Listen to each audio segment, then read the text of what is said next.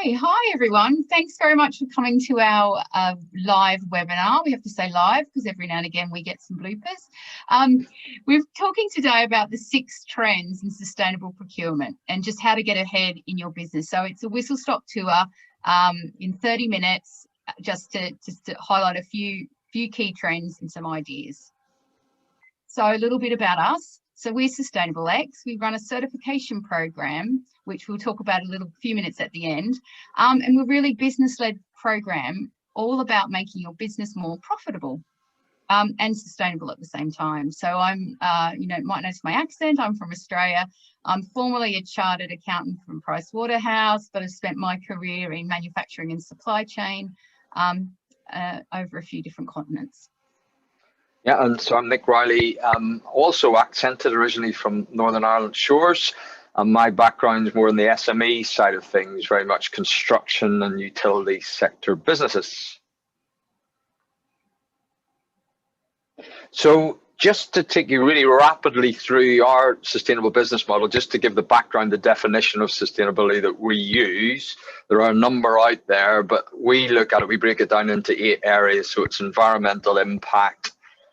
Then you've got the employee health and well-being. We also look increasingly, and in supply chains, this is becoming a bigger deal as well, the whole equality and diversity piece right the way through. And then ethics and governance, and there's a large element of this within the increasing trends in the supply chain side of things. Yeah, we cover off supply chain, and this is talked about a lot as a massive impact on sustainability, and it's just one of the things we cover. Innovation and collaboration. I love this one because you can't be sustainable all by yourself, and you can't do it doing the same things you're doing today. So it's a really big topic. Value to customers. We all need to survive in business, so it's important to provide value to your customers. And community contribution. That's how you give and take from your local community and the bigger community. But today, we're going to specifically look at the supply chain part and then focusing even more, sharpening our pencil to talk about sustainable procurement. So we're just going to whiz through what we believe the definition is. We've picked 6 trends and tried to bring them to life to give you some examples of what they are, and then we'd give you some ideas of what you might be able to do with your procurement, and especially using a sustainable angle. Talk about the benefits of doing that, and then a little bit, as we said, just about what we do. So our sustainable procurement definition, there's one here from Deloitte, which means evaluating all the goods and services and all utilities on a whole life basis, and it's a really nice succinct one. But what we like is using procurement to deliver sustainable outcomes. So once upon a time, it was good enough to consider the cost in your procurement. Now we often talk about value, but we've moved on now to not only talking about that, but talking about the whole impact that your procurement has on your social, your environmental, and your economic position. So it's a really, really broad and an exciting time in procurement. So just picking up on, just to give you a whistle stop of what the key trends are. It's built on the ethical piece. So it is, as Rhonda's just exactly described, it's doing the right thing. And where before you may have been able to turn a blind eye, not so much now. And the digitization of things is really pushing that trend forward because it is enabling more transparency. But that analysis in itself is enabling people then to innovate. And to make things happen, you've got to cooperate, and you're seeing different levels of cooperation through supply chains now that wasn't there before. And the final piece is just that engagement of people all the way through. And the little squares here, we use the UN Sustainable Development Goal model, those 17 goals, as a framework to apply to these things, as almost as a communication tool. And particularly when you go internationally, this is a recognized approach to talking about sustainability. So just going into the ethical trend side of things, it's interesting the direction of travel in this. If you look at public sector procurement, a client we're talking to recently, 25% of the marks on one tender were related to sustainability impacts. That's massive, where it hardly troubled the scorers 10 years ago. And actually the the third-party accreditation is important to other people, particularly investors. So the whole, you might have heard of ESG funding, ESG funds, environmental, social governance, where the money goes, industry tends to follow. And those guys, it's an exponential increase in the number of fund managers who are going down this ESG route. And their investors, the people they're trying to attract to put the money into the fund, they want no part of any scandal, and that might be child labour, slave labour, deforestation, environmental pollution events. It could be any discrimination cases, be that ethnic or gender. So they want people to be squeaky clean, and that's where the visibility really kicks in and getting that external validation to prove it. And the final part on the SDG side of things is these are UN goals everybody signed up to. We're not doing very well internationally. Nobody's doing it well. 2030 are the targets, so expect more regulation. So a couple of quick examples. If the government was a business, it would have really got in trouble on the procurement of the PPE. There was some shocking practice going on. So they had wrong spec stuff coming in from Turkey, very high profile by air freight. They had 21 million paid to a middle person on enabling PPE to come in. And they even had 100 million contract going to a little company with a balance sheet of about 20K. So all these things, if it was a private limited company, it would have been a disaster.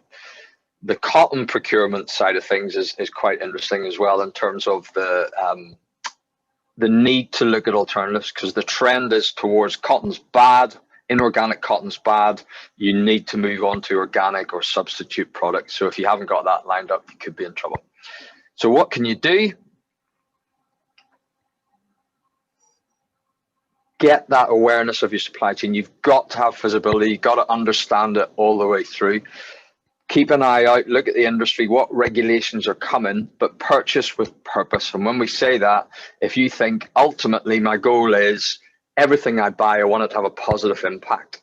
That's a really high bar, and you're going to be somewhere on the spectrum towards that. So there will always be opportunities to improve, but what are the biggest ones, and take them, and then get that evidence and external validation. So digitalization, this really is important. It's where everybody's going. You can't go anywhere without someone having you download an app or connect to an app or sign up digitally. So, and there's three important aspects of this. So internal planning systems. What I mean by this is these are the tools you require for quicker demand planning and processing in your organization. By understanding the customer requirements, by interconnecting your systems, you get shorter lead times, you get more accurate customer demand, less waste, less storage, less logistics, and better efficiency and better sustainability. Collective intelligence. Do you have the platforms to collect all the information you need to validate your procurement and supply chain practices?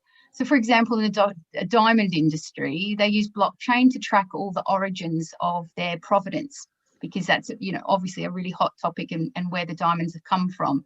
And what we will see coming up soon is Scope 3 emissions and the need to find a place to record these and understand these in your industry. So Wikipedia tells us that Scope 3 emissions, they're sort of also known as value chain emissions, often represent the largest source of greenhouse gas emissions, and in some cases can account for up to 90% of the total carbon impact of your business. So having that intelligence in your digitalized system to record that, I mean, it is coming, and there will be governmental pressures as we see with the alignment to the SDGs. In terms of advanced strategies, this is really taking the top end of digitalization. So it's looking at really new business models to incentivize maybe supply chain finance, use artificial intelligence along the way, to gathering evidence, data gathering, maybe using geospatial information to get in tune with where your customers are. I mean, it's really, really, really high-end stuff, but the potential to create better and more efficient digital procurement platforms is really strong, and they will have true purpose. So some examples of these is the zero-length supply chain, and that's really coming our way. And in terms of using a really good example that's a bit dated, but it's something that might be worth listening, interesting, is Zara, the clothing manufacturer. They really changed the whole landscape for fast fashion. So they have a 6-week delivery time from inception to delivery to store, compared to the 6-month perhaps lead time of a Marks and Spencer's or a Primark. But what that did, you never see sales in their stores because they're so in tune with the demand of the customers that they're really reducing that lead time. So expect that trend. That's an old example, but expect that trend to continue, and procurement really needs to be on top of that and looking for those opportunities. Another really nice one is mass customization, or what they call a batch size of one. And we see this with Nike and Adidas and really high-end, funky, customized trainers. Expect more of that with 3D printing becoming even more and more commercialized. I expect the demand and the lack of waste and efficiencies will be even greater in that area. And then the next big revolution, they're saying, and hailed as the savior of supply chain, is the Internet of Things. So a recent survey suggests that supply chain stakeholders can reduce their environmental impact by adopting Internet of Things technology. And so 46% of the respondents of their survey said that they can start to monitor soil use, air quality, and 67% of the respondents said they were hoping to achieve environmental sustainability improvements. So it really is a nice one to watch. But what can you do? First things first is better connections to your partners. It's a really great place to start. It might be worthwhile looking to see if your partners have supplier portals, or they have open access APIs that you can start getting into their system. And anything you can share information and get build relationships even deeper is a really good thing. Research. If you don't have a robust IT system or think you might be able to do more, it might be worth starting to research what else is out there in the market. Hone in on your demand forecasting skills. I know that doesn't always sit with procurement, but it's so tied in. If it's a skill you don't think that you have in your organization or think you could do even better, seek training and upscaling, because it is going to be all about reducing waste and buying the right thing at the right time. Keep an eye on the industry and what your digital leaders are doing in the sectors. The bigger guys have deeper pockets, but you might find a similar or alternative digital solution that might all work for you. So for transparency, the currency of this is trust. So you are starting to do the right thing, but you're seeing people increasingly put out there what they're doing, and what they're trying to do is build trust with their suppliers, from their suppliers, with their customers, with their staff, because people care in your business about this as much as your customers and suppliers will. So in terms of building that trust, you aren't going to be perfect. Nobody's perfect, but do put out there where you are and where you're trying to go, and make sure that everyone in your business understands it. Traceability is a really interesting piece. COVID really brought that to light with what happens if China's shut off and a lot of people were caught cold. Well, we don't know. We don't know where bits come, because often there's a middleman in there and you don't know what's behind that. And you also need to start building evidence. So the example for this is palm oil. So if you go back to 2007, I believe it was, palm oil became a thing. People realized it was bad for the environment. There was deforestation going on. So what are you going to do about it? So the palm oil industry very cleverly said, aha, we've got sustainable palm oil. And by that, they were quite rightly running their palm oil plantations sustainably, but they were still chopping down loads of rainforests to get there. And a few people got caught out on claiming they had sustainable palm oil, and there was a bit of scandal around that. But when you look at the complexity of the supply chain and bringing that palm oil to the product, there's so many opportunities to identify environmental, social, economic impacts. And every one of these interfaces is an opportunity to save money, to maybe reduce carbon, to maybe have a positive social impact as well. So in getting to understand for your major parts, your major material sources, your major components, what that full chain is, you're unearthing lots of opportunities. So what can you do? Well, it is understand it, really get into the depth of what is that value chain and where are the risks, and therefore where are the opportunities as well. And you've got to be speaking, it's a consistent theme here, is that engagement with the suppliers is so important, but the transparency side of things is the evidence. record what we're doing, build evidence, and you can see increasingly companies are publishing graphs and trends and histories of where they are and where they've been and why there might be some little blips along the way. They're just putting it out there and sharing the story, which builds trust.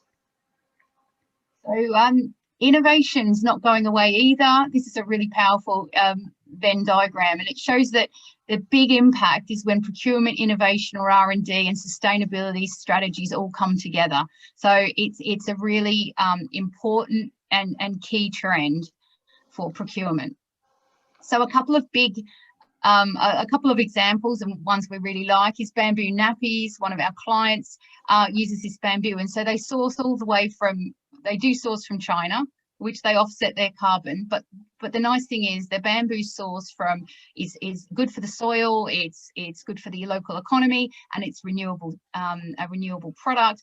But the interesting part and the really key part in this is they're also considering all the end cycle, and the most important thing about these bamboo nappies is they're compostable.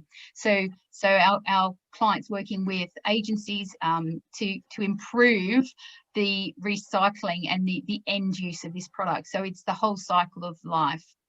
Tesla's also obviously innovative. They're innovative in everything they do: technology, manufacturing, their supply chain. They're leaders on end-of-life battery disposal, and they're actually moving their factories, a bit different to what most of us can do, but moving their factories to be closer to where they need them, and saving 80% on travel miles for their component parts. So a few suggestions from us. If you don't have a sustainable innovation working group, it's a nice idea. It's really good for staff engagement. It's good for customer engagement, but it's something that might start to bring some really nice ideas within the company. Once again, watch what your market's doing. You know, they often, the bigger companies can't move as quickly as you can, so you can really start to innovate and turn the wheels and get creative. Invest in the future. I think it's always important to keep some money aside and budget year on year for continuous improvement and innovation, even if you don't quite know what that is yet. And one really good recommendation and a nice strategy, and it is a key sustainability strategy, is maybe pilot a few initiatives that you've got, even if it is piloting suppliers or you know, use this as a good test bed to consider if this is a fit for your company, for your customers, for your process. But yeah, run the test and see if it works, and then expand if it doesn't, because the most important thing is staying in business and not putting all your eggs into one basket.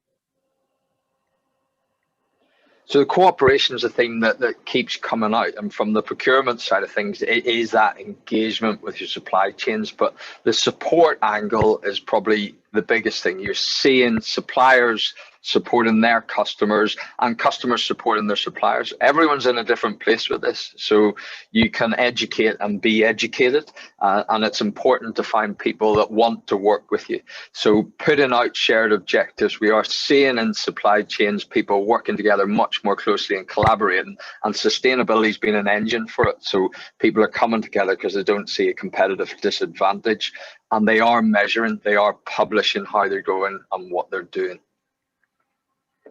So HS2 is an interesting piece because it's a controversial scheme from a sustainability perspective. So the procurement team for HS2 on the back foot straight away. They're under pressure, but they have gone about it the right way. They've got a digital platform that runs all the way through the procurement. They engage people early. They're working on long-term contracts, and they've got their principles established, and they're measuring outcomes right the way through, which is forcing coalitions and collaborations that didn't happen before, right the way from designer through contractors to the supply chain, be that labor, plant. They are working together and they're measuring things together using digital tools. So it's a really good example of this working together. So what can you do? The big thing is to put out there, this is our strategy and this is where we're going, and try to get partners signed up who are going to work with you, and look out for other people and your supply chain who are doing things that you can join in with and support and pilot, as Rondi said, so that you are trying things and finding things that will work. And then you're looking for opportunities to educate your people and be educated yourselves. And if you're not measuring the cooperation goals, if you haven't set targets for these things, you're in lip service country. You're not really doing it. So the final trend is people. So people are key to sustainable procurement. Their customers, their buyers, their investors, they're all making buying or purchasing decisions all the way. We see topics like Black Lives Matter, as Nick talked about, in ethics, equality, diversity, environmental concerns, economic stability. All of these things are in the front of everyone's minds, but people don't leave them at home. They bring them to work. So engagement in these topics is really high, and we're seeing that in all the marketplaces: rise in vegan food, electric vehicles, green cleaning products, everywhere we go. And when your antennas are up, sustainability is everywhere. So the key thing here is that buyers are millennials. Millennials, the people who are making some of these decisions, are born after 1980, so that makes them just 40. So they care about sustainability more than ever before. So some statistics here. 20% of buyers at the moment look to vendor websites and look for peer reviews when they're looking for evidence of sustainability in your company. So does your company have something? If they were looking for it, do you have it? And we expect this to increase. Customers. 90% of customers care about the businesses they work with and if they have sustainability in place, and 87% have a more positive impression if. So how do you show them that? It's just something to consider. And investors, as Nick said earlier, the ESG agenda is high. Where money goes, everything follows. And it's really, really gaining investment. And investors want to reduce their risk. If they're going to invest in your company, they want to understand all the risks. And there's a lot of risk around failing on a scandal, a reputation, or failing on a regulation. So it's a really big opportunity to be more sustainable, more visible, more present, and have evidence of what you're doing. So what can you do? We talked about this before. Develop and publish your sustainability strategy. Take this as a great opportunity to educate your employees, suppliers, and investors. It's one of the greatest things we do all day long. Is when we talk to people about sustainability, we learn and they do too. And so it is a really nice circle of virtue, and it's really rewarding. Perhaps create forums, either in your industry or with your employees, to capture these innovation and ideas, and then have that feedback loop to keep finishing, because to keep the process going, because we really believe sustainability is progressive, and it's a progressive approach rather than we measure it today and it's done. So it's a really important part of what we believe in. So the benefits of being more sustainable, of having sustainable practices. So risk and reputation, we discussed that already, but a supplier association with an organisation that has bad practices like child labour or pollution really has a big impact, and financially can impact your bottom line. Benefits include cost reduction. Any sustainable procurement practices should prevent any increases in inefficiencies. So where you can make efficiencies and reduce waste, cost savings follow. We would expect a huge benefit to be revenue growth. Consumers that buy into sustainability can improve operations financials and increase the brand equity and loyalty. So you can save money from doing more sustainable things, which is contrary, and earn top line. And we believe future proofing. So any sustainable procurement practices allows an organisation to future proof themselves against scarcity in supply and changes in any of the social, economic and environmental factors. So something that might be really interesting to you is there's a pledge out there called the Sustainable Procurement Pledge, and everyone can sign up to it. It's on the internet, it's on LinkedIn, they're everywhere. But it's a membership organisation. It's free to join, but there's lots and lots of really good sustainable procurement practices webinars of interest. So that might be something, if you're in that space, something that you might find useful. So just moving on a little bit about what we do, and how it engages with procurement even. It's this, we provide the framework. So we do a workshop and it puts that framework in place and looks at what you do through that lens. In this case, the supply chain, we would be looking at all the different aspects and where you've got risk, where you've got opportunity.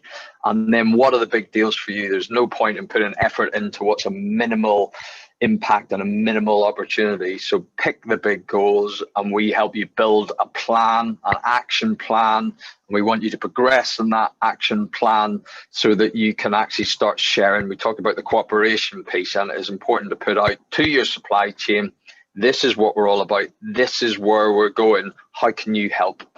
What are you doing? How can we help? And that sharing piece is so important in supply chain. So we offer a half-day workshop. We build awareness with your team, usually 4 or 5 people. The time does go quite quickly. We identify the relevant SDG goals that are important to you and which we've pre-aligned. There's no upfront work.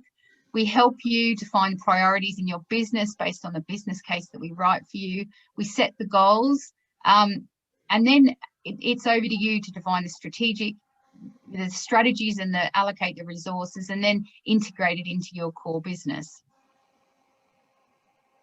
What you get from the workshop is, or engaging with us, is a really detailed report. We give you a compass so visually you can see exactly where you are in and which SDGs you're strong in and where your biggest opportunities are. Sustainability policy, if that's something that you need, your OKR action plan, guidelines to share and support in the internal processes and external, and you get a certification when you reach certain milestones. So we've got different levels because, as we mentioned several times, everybody's in a different position with this. So the ultimate level is where actually your whole business model is about being sustainable, which would be Summit. But most people, it starts with base camp, which is really setting out, where are you now?